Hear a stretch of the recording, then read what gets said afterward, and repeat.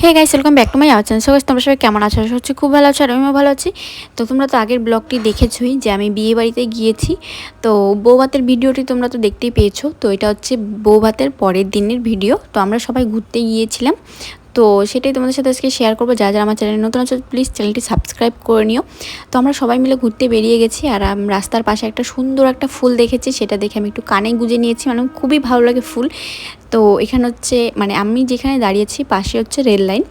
আজকে সকালে একটা মজাদার ঘটনা ঘটেছে যে আমি দুধে আলতা শাড়িটা পরে মানে বেরিয়েছি রেডি হয়ে ঘুরতে যাওয়ার জন্য। তো সবাই বলছিল যে তোমাকে দেখেই মনে হচ্ছে তুমিই নতুন বউ। কেউ যদি বাড়িতে নতুন কেউ আসে যে নতুন বউকে আগে দেখেনি তাহলে বুঝতেই পারবে না কে নতুন বউ। তো আমি বলছিলাম হ্যাঁ, আমি কি পুরনো হয়ে গেছি নাকি? আমিও তো নতুন বউই, কারণ আমারও বিয়ে হয়েছে, বেশি দিন হয়নি। তো আমি যখন বিয়ে বাড়িতে গিয়েছিলাম আমাদের 3 মাসের মতো হয়েছিল বিয়ের। তো যাই হোক, তো এটা নিয়ে খুবই হাসাহাসি হচ্ছিল। তো দেখো এখানে জায়গাটা এত সুন্দর, আর নদীর পাশে একটা নৌকা ছিল, সেই নৌকাতে আমি বসে গেছি। এত সুন্দর ঠান্ডার জল আর এত সুন্দর হাওয়া দিচ্ছে যে আমি মানে এতটাই খুশি হয়েছি বলে বোঝাতে পারবো না। তো আমরা দুজনে নৌকায় উঠে যাচ্ছি। আমরা 4-5 জন মিলে ঘুরতে গিয়েছিলাম। তো তারা ভিডিওর সামনে আসেনি কারণ লজ্জা পায়। তো আমরা এখানে প্রায় 2-3 ঘন্টার মতো ছিলাম। এত সুন্দর আবহাওয়া ছিল। তো নদীর মাঝে গিয়েছিলাম, তারপর ওখান থেকে চলে গেলাম বাজারে যাওয়ার পথেই এই ঠাকুরটি পড়ে। মায়ের মুখটি এত মিষ্টি আর এই ঠাকুরটি অনেকটাই বড়। তো ক্যামেরায় ঠিক বোঝা যাচ্ছে না। তো যাওয়ার সময় আমি অবাক হয়ে গিয়েছিলাম যে এত বড় ঠাকুর। তো বলছিল হ্যাঁ, এটা বছর বছরই পুজো হয় খুবই বড় করে। তারপর ওখানে ছিল কাজু শেখ ফালুদার। তো সেখান থেকে নিয়ে নিলাম, আমরা 3 জন গিয়েছিলাম।